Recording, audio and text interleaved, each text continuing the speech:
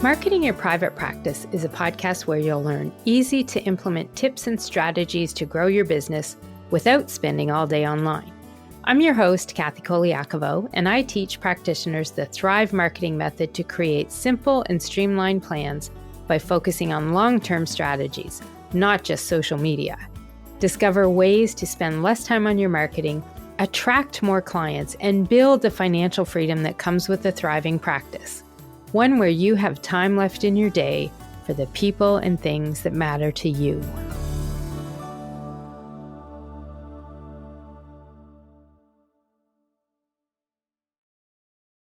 Hey, private practice heroes. Thanks for tuning into the podcast today.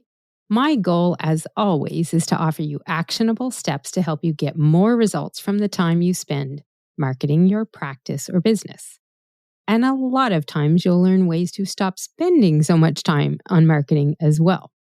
I'm your host, Colaiacovo, and today I want to share with you the one type of blog post every private practice or service-based business needs on their website to help boost website traffic and SEO. And when I say boost SEO, I really mean boosting the visibility of your website with the search engines.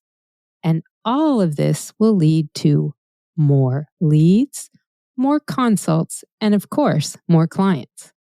Now, I know not all of you listening have blogs on your website, nor do you even want to blog. What if I told you there is one type of blog that every business or practice owner should have on their website, even if you are not a consistent blogger? This one blog, even just if you did only one, it can help you a lot more than most people realize. So I really hope you take a few minutes to listen in today and understand how this can help you. Then you can make an informed decision as to whether you're going to use it or not. And I would like to clarify here, I am not saying that not blogging is ideal. I will always recommend that you have a consistent content plan, which includes taking one article, your anchor content, and using it on your website as a blog, using it in a newsletter, and also as the basis for your social media content too. When you do this on a regular basis, that's what I call having a consistent content plan. And you can learn more about this in episode 28 of the podcast. The title is 5 Ways a Consistent Content Plan Helps Grow Your Practice or Business. And I'll put a link to that in the show notes.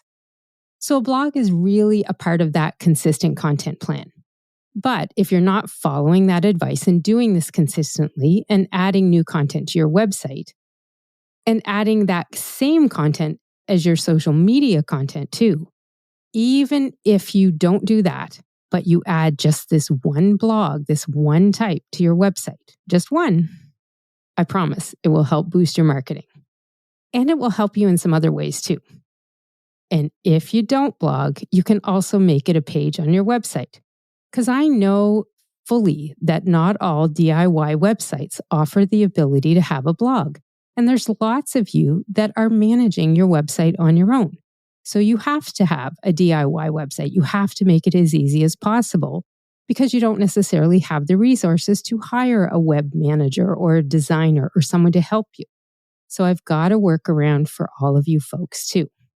The thing is, getting this one blog up, even if you put it on a static website page, which is the workaround, it can be a big boost to your marketing results and help bring in more traffic, more leads, and yes, even more clients. Now, another benefit of having that consistent content and blogging and using this one type of blog post is that it also helps with search engine visibility.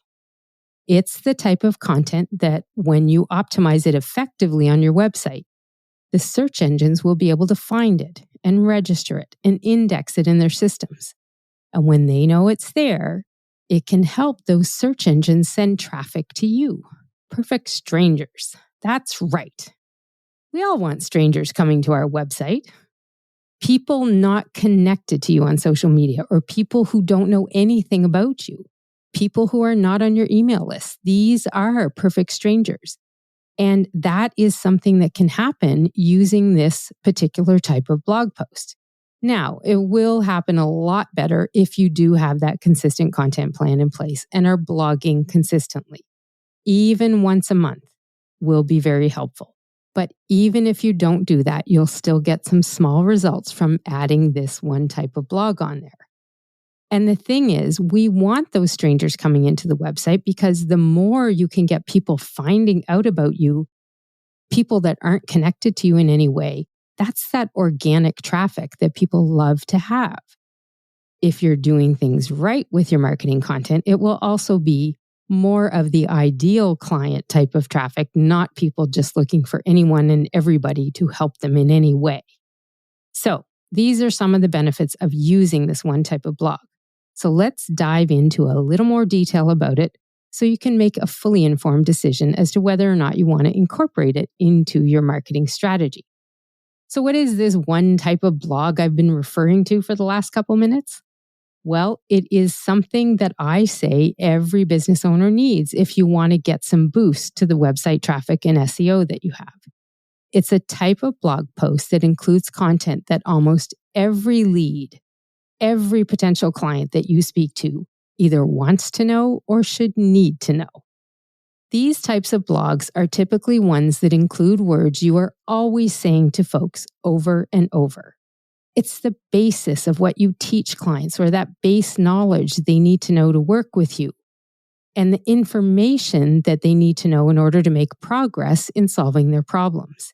It's that foundational knowledge that as a service-based business, whether you're a private practice or offer another type of service, it's that knowledge that you share in your expertise in the services you offer. So I call this one type of blog a cornerstone blog post. Sometimes it's referred to as cornerstone content, kind of like how cornerstones of a building are part of the main foundations. And if you check my favorite online dictionary, Merriam-Webster, one of the definitions they have of cornerstone is a basic element or foundation. And that's exactly what this one type of blog post that you need to have on your website is. It's a foundation for you. So when it comes to a blog post, what exactly is cornerstone content? Well, I describe it as some of your most valuable content that you've got out there, the most important article or articles you can post on your website. They are typically more in-depth content than a traditional regular blog that you might put up there. They include that deep down content you want people to learn from and really get into the nitty-gritty on it. So when you look at taking an article like this, an in-depth article with that most important content you want people to know about, that's what you're doing is when you create a cornerstone blog post. Now, you can put it on as a blog post, or you can even put it on a single website page. And because it is that foundational knowledge you always want to share, you're often going to use it a lot to refer people to. And it's also going to be typically something that anybody searching for your services is typically looking to know or find out. And that's how we're going to try and use these to get your website found and indexed by the search engines. Cornerstone content blog posts typically consist of articles that are longer than the norm for a regular blog post. They go more in depth on that topic, and they tend to be something that I call more all-encompassing about a certain topic. So the most important thing about these types of blog posts is that you will often refer them to people in a variety of ways. These cornerstone blog posts become your lessons that you might send website visitors to read when you're discussing that same kind of topic in something else on your website or on another blog post. They become the link you share with a lot of people on discovery calls that are asking you about what XXX is, and whatever XXX is, which is usually that topic of your cornerstone content blog post, it's usually something related to your specialty.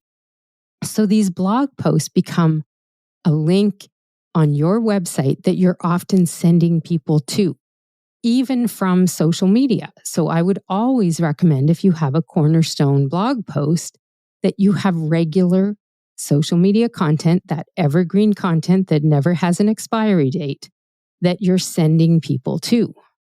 You want people to get a little more informed, and you send them to that longer, more in-depth blog post to get some of that information. So by making these references and sending people to that one blog post, even if you put it up as a page on your website versus a blog post, by using it as a reference point and linking to it from probably many other different pages on your website, even other blog posts, doing this helps you accomplish two key marketing goals that most practice and business owners have. One, getting more traffic on your website, and two, increasing the amount of time people spend on your website. Now, more traffic is really self-explanatory for more people. Of course, you want more traffic. The more people that come in, visit your website, the better chance you have of booking more leads, consults, and then clients. But why is a longer visit important? Well, here's the thing. Keeping people on your website longer is something the search engines register as a behavior, and they track in the analytics that they set up, especially if you are setting up your own analytics and reading those.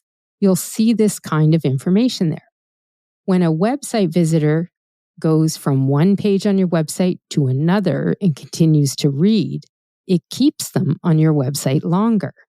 And the longer people stay on a website, this is an action that indicates to the search engines that you have good content there. And you get a reward for that with a little more SEO love from the search engines. Because when people stay on a web page long, it tells the search engines you have information they want. It's information people want to consume. And that activity of staying on there longer can actually lead to search engines sending more people who are Googling whatever phrase it is that's bringing them there to your website. So the best way I can explain this is to give you a real live example. So you all know I've worked with a lot of dietitians in my time. I think we're at about 315 now. I've worked with one-on-one that many dietitians or nutritionists or therapists. A lot of the dietitians I've worked with specialize in intuitive eating. So they help a lot of clients with eating disorders, and they use the principles of intuitive eating to help them on their recovery. So they often write content about getting off the diet roller coaster and how to stop restricting your food and how to eat mindfully and make peace with food and your body. So they often do this kind of nutrition counseling with people in the way of sharing the principles of what's called intuitive eating to help their clients. But like many of you listening to this now, you might not know what intuitive eating is. And a lot of their clients that come to them don't either. So references to it sometimes don't make sense. And these types of ideal clients are almost always looking to stop dieting or lose weight or get help with disordered eating or eating disorders. But often only those in the know are searching for help when it comes to intuitive eating. So people will be looking for that kind of information, but it's also something that's that foundational knowledge a lot of these dietitians will share with their clients. So in a case like this, a really good type of cornerstone blog post is one that would focus on the question of what is intuitive eating? This would be an article that they could do a lot of content creation in it and really go in depth, some background on it, what it is, how it all works, what these principles are, and how it helps you get off that diet roller coaster or stop dieting or stop fad dieting, whatever it is. So this would be an article they have that they can then reference whenever it's needed. So that if they talk to somebody, if they have a new consult with someone and they want to share some follow-up information about this thing that they talked about of intuitive eating, they could send them to that blog on their website. It could also be something if they are someone who does other blogs and they write about other things related to that. They could use it as an internal link and in one blog article say, and if you're wondering what is intuitive eating, you can click here and read this article. And it takes them to another page on their website.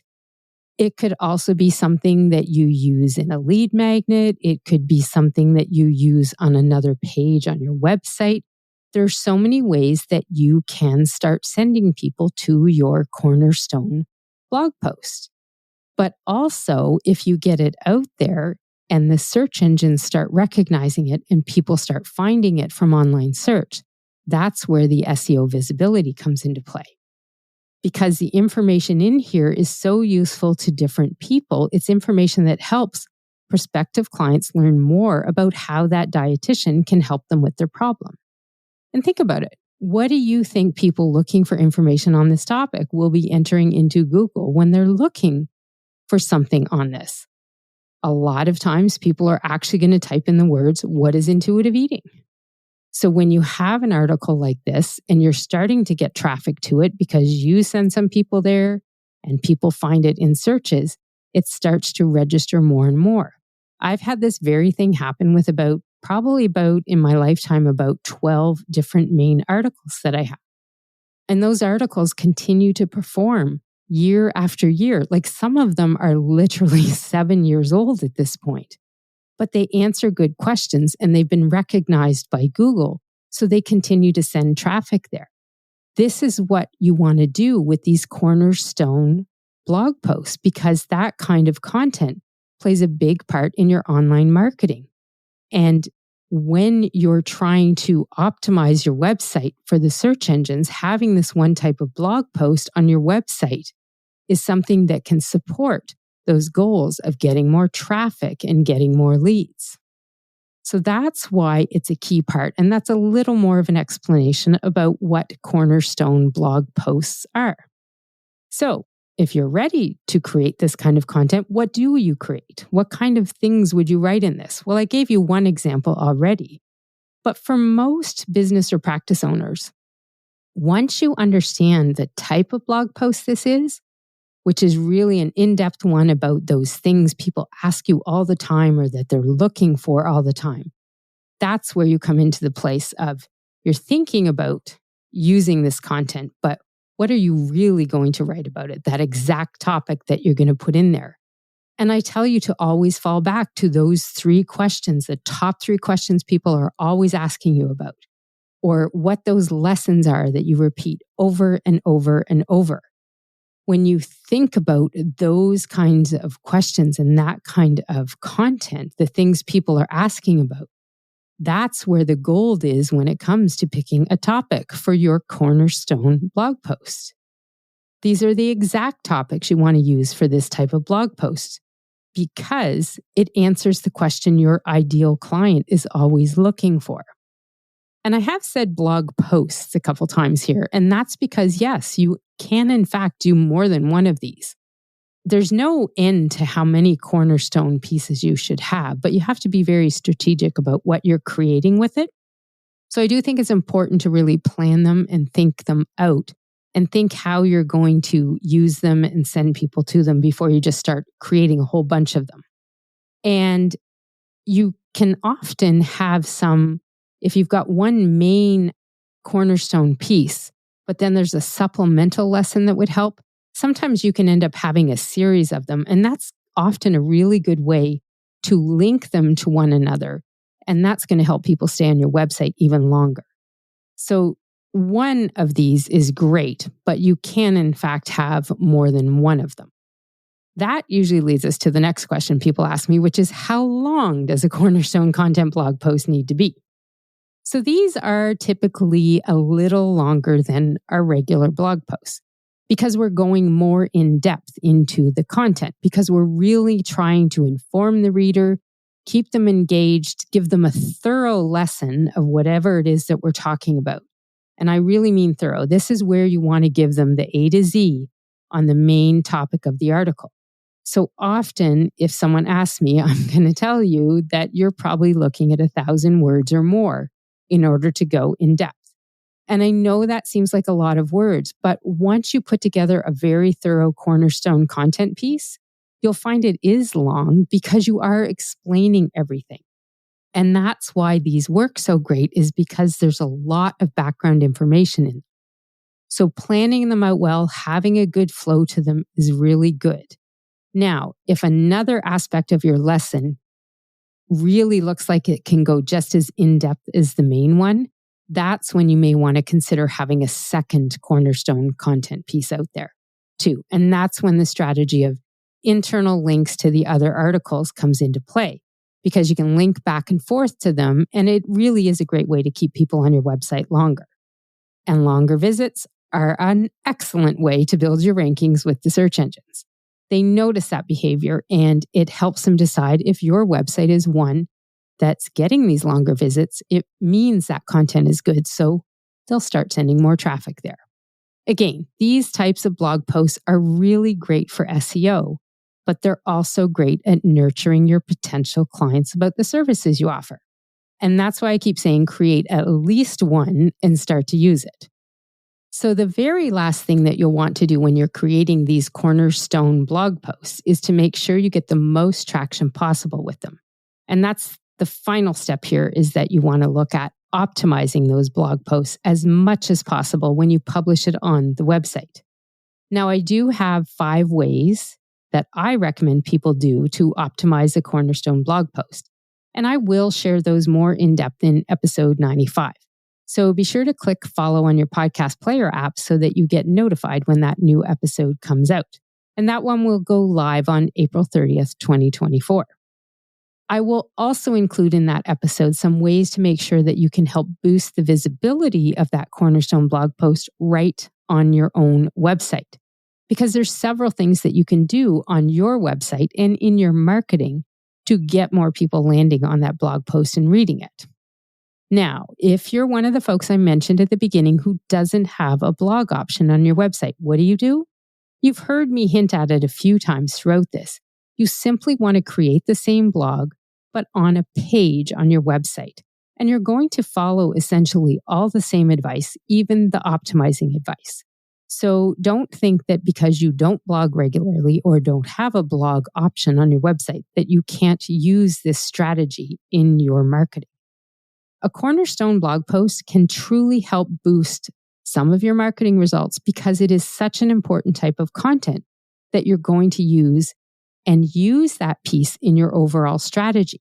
So getting on your website is very important because it will play a key role in many aspects of your marketing. What we'll be talking about in the part 2 of this on those ways to optimize a cornerstone blog post is not only things that you can do just on your website, but what you can do in your marketing as well to get people there too. So that is all my information for you today on what a cornerstone blog post is and why every practice or business owner should have at least one of these on their website. So your action step today, now that you've listened to some of this information here, is I want you to think about those top questions that you're asked all the time by prospective and current clients. What do they always ask you about or need to know? What are you always sharing with them? And how can you harness that knowledge and create a cornerstone blog post on your website?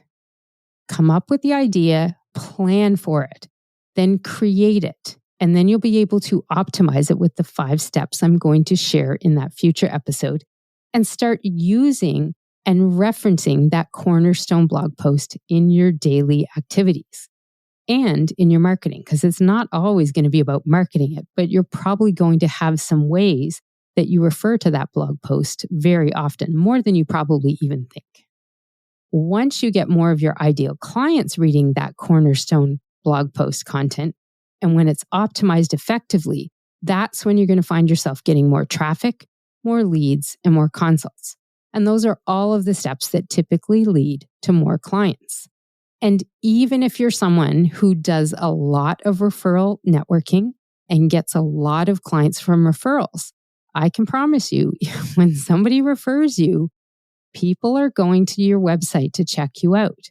So if you have something like this cornerstone content on there, not only could you use it in your referral marketing and the information you might be leaving with those referral sources, but when you have it set up so that people can find that cornerstone blog post on their own when they visit your website, it's going to help even that kind of referral traffic coming to you as well.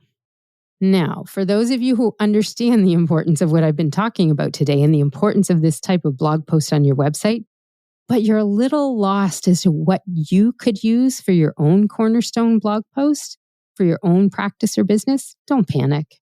You're always welcome and invited to book a free marketing review with me. In 30 minutes, we'll sit down, we'll talk about some ideas specific to your business and get you some very specific ideas as to what you could use for cornerstone content on your own blog and your website. And you can book that free marketing review with me. The link to get to that will be in the show notes resources wherever you're listening to this podcast, or just type in marketingyourprivatepractice.com/93 into your browser and you'll find a link to it there. The important thing is here today is don't just take this lesson in and not use the information.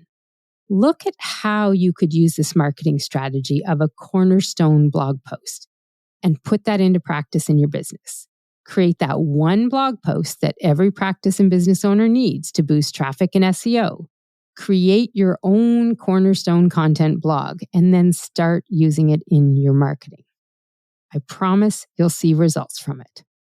It'll become something that you rely on as a resource that you send people to all the time. That's the entire job of that cornerstone blog post, is to help people understand more about how you can help them. And that's it for today. This is Kathy Colaiacovo signing off.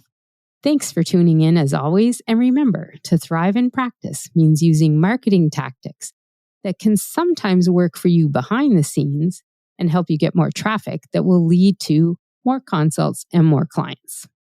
A cornerstone blog post does exactly that. I'll see you next time. You can find all of our show notes and resources mentioned at marketingyourprivatepractice.com. Be sure to connect with me on Instagram at pepperitmarketing and say hi. I'd love to hear any feedback you have, and make sure to rate and review the podcast and hit subscribe on your favorite player so you don't miss any future episodes.